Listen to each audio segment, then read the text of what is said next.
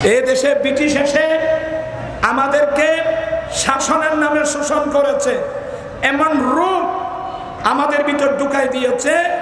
এরা আমাদের দেশ থেকে চলে গেলেও এখন কাজ করতেছে তাদের বিধিবিধানগুলো।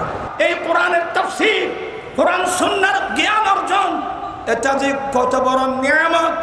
এই মসলাগুলো যদি আমরা জানতাম, আমাদের ছেলে মেয়েরা কোনোদিন মাদ্রাসা ফেলে অন্য কোনো স্কুলে যেখানে কোরআনও নাই, হাদিসও নাই, ফিকহও নাই, ফাতোয়াও নাই, আমরা সেখানে কোনোদিন যেতাম না।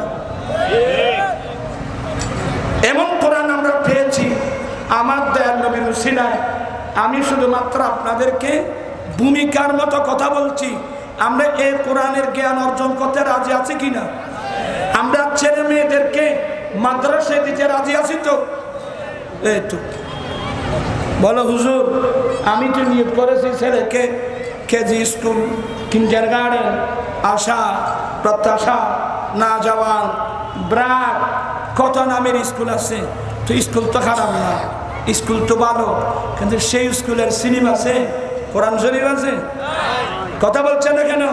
সেই স্কুলের সিনেমা আছে, কোরআন শরীফ আছে, হাদিস শরীফ আছে। প্রাণ ইসলামী ভাইরা, এটা বিরাট ইহুদি নাসারার চক্রান্ত। এই দেশে ব্রিটিশ এসে আমাদেরকে শাসনের নামে শোষণ করেছে, এমন রূপ আমাদের ভিতর ঢুকাই দিয়েছে।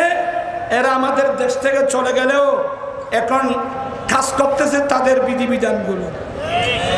এরা মুসলমানের জাতীয় শিক্ষা ছিল কোরআন সুন্নাহ। আমরা যারা মুমিন মুসলমান আছি, আমাদের জাতীয় শিক্ষা কি? কোরআন সুন্নাহ। বিধর্মীরা জানে যে মুসলমানরা যতদিন কোরআন সুন্নাহকে বুকে ধারণ করে থাকবে, আল্লাহর কোরআন নবীর সুন্নাহর বাইরে মুসলমান যাবে না।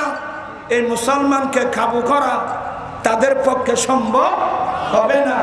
এই জন্য এরা সুকৌশলে বলে মুসলমানদেরকে কোরআন সুন্নাহ থেকে দূরে সরাতে হবে, মুসলমানদেরকে কোরআন সুন্নাহ থেকে দূরে সরাতে হবে। ওরা এই দেশের বড় বড় পয়সাওয়ালা মানুষকে হাত করে এক একজনকে এক এক ধরনের টাইটেল দিয়েছেন, বলে কোরআন সুন্নাহ শিক্ষা।